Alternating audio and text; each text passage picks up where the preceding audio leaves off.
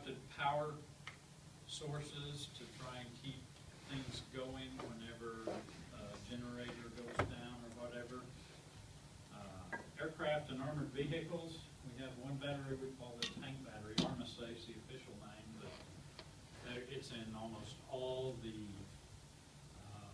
armored vehicles that the U.S. has in theaters around the world. In fact, we sell almost as many, probably not true, we sell a lot to General Dynamics and any number of other people that also were working in those theaters because they know they're able to get hold of some replacement batteries from U.S. Armed Forces Depot. Nuclear subs, since 8 years ago, is that true?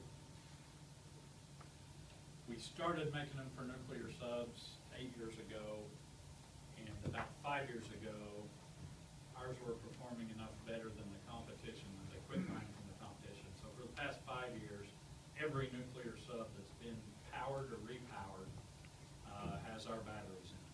They're made here. One cell from nuclear subs is about 400 to 500 pounds, and it's about 2 feet by 1.5 feet by 1.5 feet tall. And they put them in strings of, well, the smallest subs use 240-ish of these cells. The biggest ones use 512, I think. So they use them not only for power should the nuclear generator go down, but they also use them for weight, because that's a lot of weight to help the sub submerge. Medical equipment. If you got a defibrillator up on the wall, it's got batteries in it that need to work once in 28 years is all they're going to bring them down off the wall. So they tend to use our batteries. Those cylindrical ones go in there. Automotive, we have made the Sears Die-Hard Platinum battery forever. If you look in Consumer Reports, when they bring batteries, they're going to have Sears Die-Hard Platinum #1 every time. It's the best battery you can buy. You got to be willing to pay for it, though. I had a battery go out on a Yukon. I asked them how much. They wanted over $200. I asked how much for the gold version, which is our competitor. $103. So I bought the gold one. I couldn't even justify my own battery. But there are people. If my wife was driving our car through the desert all the time by herself, I'd pay for our battery because I don't even want to hear that she had a battery problem. So, and wind farms and windmills, in the blades of the windmills, quite often they have smaller batteries stacked in there. So we tend to sell a lot of those. I said sales. Oh no, I said sales for the company's $2 billion plus. Sales out of this plan is over $200 million. We sell over 10% of what the company does, even though we're only 3% of their manufacturing location.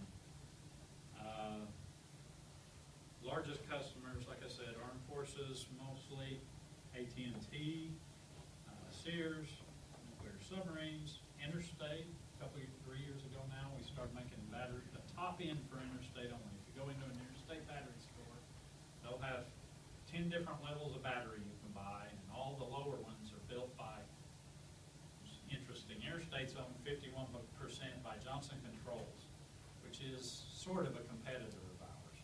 They make all of their batteries for them, but when they needed their top end one, Johnson Controls didn't want to do it because the market's not very big for the way they do batteries. And so they came to us and asked us to design batteries for them. And I was one of the ones that said, this isn't a good move. We're going to put all the engineering work in, we're going to do this, and then they're going to yank it and they're going to let Johnson Controls make it for them. The good news is I was wrong. They are buying them from us, and we're putting more in right now. The bad news is they haven't been buying near as many as they thought they were going to sell.